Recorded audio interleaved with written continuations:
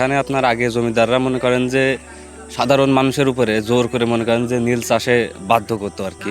এখানে আপনার এড়ে মনে করেন জমিদারদের হাওয়াখানা, আপনার এই সাইড থেকে মনে করেন যে নদী দিয়ে সিঁড়ি ছিল আর কি। তো তো এখন আপাতত মনে করেন যে সবই বিলুপ্তর পথে, মানে কোনো সংস্কার নেই। আওয়ামী লীগ সরকার থাকাকালীন অবশ্য কয়েকবার মনে করেন যে বিভিন্ন সরকার থেকে মানে এমপি ভুক্ত কায়দায় অনেক লোক এসে সংস্কার করার জন্য, কিন্তু এটা এখনো পর্যন্ত বাস্তবায়ন হয়ে ওঠেনি। এখন বর্তমানে আপনার এটা তো পুরাই বিলুপ্তর পথে আছে আর কি, পুরো নষ্ট হয়ে গেছে। এটা যদি আপনার এখনো পর্যন্ত সরকার যদি তার চোখে রাখে আর কি, তাহলে সংস্কার করা সম্ভব।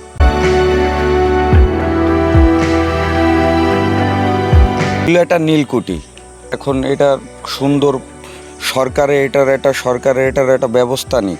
আমরা চাই এই যেভাবে পড়ে রয়েছে এভাবে খুব সমস্যা, ঠিক আছে। সরকার একটা ব্যবস্থা নিক এটার পরে, ঠিক আছে। তারপরে সবই ছিল, এক সময় সবই ছিল, জানলা দরজা সবই ছিল, এখন কিছুই নেই। সব মানুষজন একটা করে খুলে নিয়ে চলে যাচ্ছে। তা আমরা চাই সরকার এর একটা ব্যবস্থা নিক।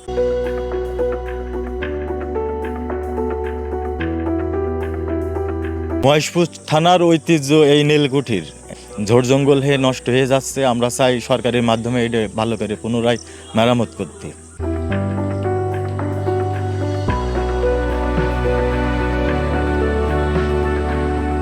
জেলায় অনেক হেরিটেজ মন্দির আছে, মসজিদ আছে, যেগুলো সংরক্ষণের অভাবে দীর্ঘকাল ধরে পড়ে আছে।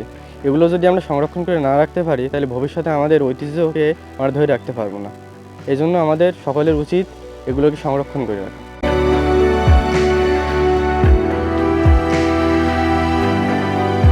জেলার ভিতর অনেকগুলো মসজিদ মন্দির আছে যেগুলো হেরিটেজের ভিতর অন্তর্ভুক্ত করা হয়েছে, কিন্তু এগুলো বেশিরভাগগুলো সংরক্ষণ করা হয়নি, কিন্তু অনেকগুলো সংরক্ষণ করা হয়েছে। যেমন আমাদের এই একটা মন্দির সংরক্ষণ করা হয়েছে, কিন্তু বেশিরভাগ করা হয়নি। এইগুলো আমরা যদি সংরক্ষণ পরবর্তী করি তাহলে আমাদের পরবর্তী প্রজন্মের জন্য সেগুলো ঐতিহ্য ধরে রাখতে পারবো। এইগুলো আমাদের ঐতিহ্য, এগুলো ধরে রাখতে না পারলে আমাদের পরবর্তী প্রজন্ম কিছুই জানতে পারবে না আমাদের ঐতিহ্য সম্পর্কে।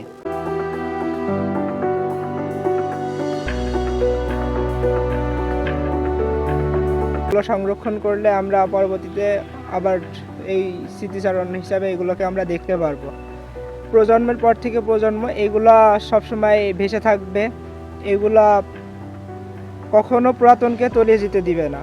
আমরা নতুন করে সবসময় এইগুলাকে, আমরা নতুন প্রজন্মের মানুষ হয়েও আমরা পুরাতনকে ঐতিহ্য করে আমরা ঐতিহ্যবাহী এই জিনিসগুলা আমাদের সবসময় দেখার সুযোগ হয়ে থাকবে।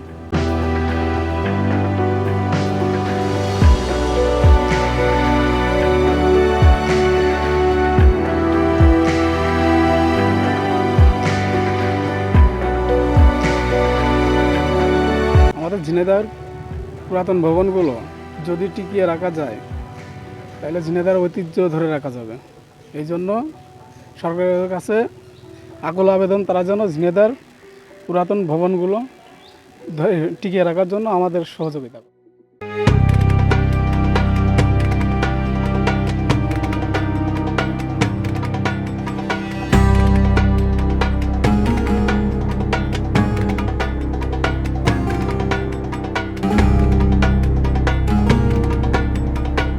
সংস্কার করলে ভালো হয়, সেখানে আমার হিসেবে সংস্কার করাই উচিত।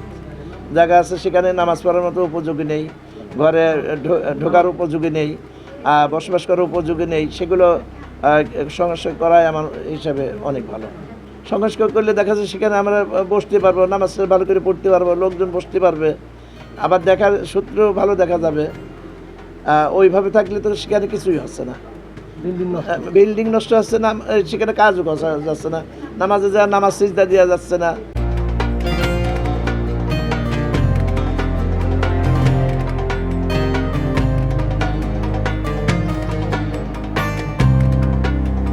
মসজিদটা অনেক পুরাতন, যে বিল্ডিংগুলো আছে বর্তমানে অনেক পুরাতন। সেই সূত্রে নতুন বিল্ডিং বা সংস্কার হলে পারে মুসল্লিদের জন্য জুম্মার দিনে অনেক মুসল্লি ধরে না, নতুন ভবন প্রয়োজন। সেই সুবাদে সংস্কার করার দরকার এবং ঊর্ধ্বতন কর্মকর্তারা যারা আছে ওনাদের সুনজর দিলে একটু ইনশাল্লাহ ভালো হয় আর কি।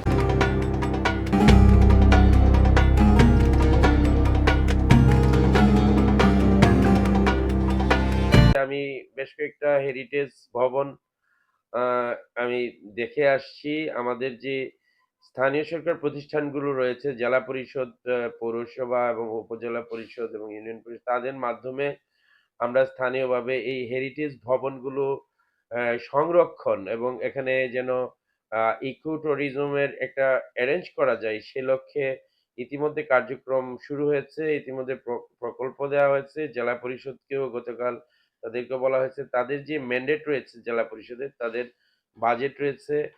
পাশাপাশি আমরা এগুলো সংরক্ষণের ক্ষেত্রে প্রত্নতাত্ত্বিক যে ভ্যালুটা সেটা যেন নষ্ট না হয় কাজ করার ক্ষেত্রে, সেটা আমরা সর্বোচ্চ গুরুত্ব দিচ্ছি। উন্নত সমৃদ্ধ বিশ্বে দেখা যায় যে সাধারণ পুরোনো দিনের একটা ইট পাইলেও তারা দেখা যায় কাচের ইয়েতে এটাকে সুন্দরভাবে সংরক্ষণ করে ওইটা দিয়ে অনেক কিছু তারা পর্যটকদের থেকে আয় করতে পারে। কিন্তু আমরা আমাদের এই স্থাপনাগুলোর এরকম গুরুত্বটা দিচ্ছি না। আমরা আশা করি যে অচিরেই এইগুলোর সংরক্ষণে স্থানীয়ভাবে ব্যবস্থা হবে। তাছাড়া সরকারের একটা প্রত্নতাত্ত্বিক নিদর্শনের যে অধিদপ্তর রয়েছে, প্রত্নতত্ত্ব অধিদপ্তর যেটা আগারগাঁও অবস্থিত, তাদের কাছে দৃষ্টিতেও আমরা নিয়ে আসবো এই বিষয়গুলো যেন তাদের পক্ষ থেকেও যেন বড় স্থাপনা হলে আমাদের অর্থায়নে হয়তো সম্ভব হবে না, তাদের সহযোগিতাও লাগতে পারে।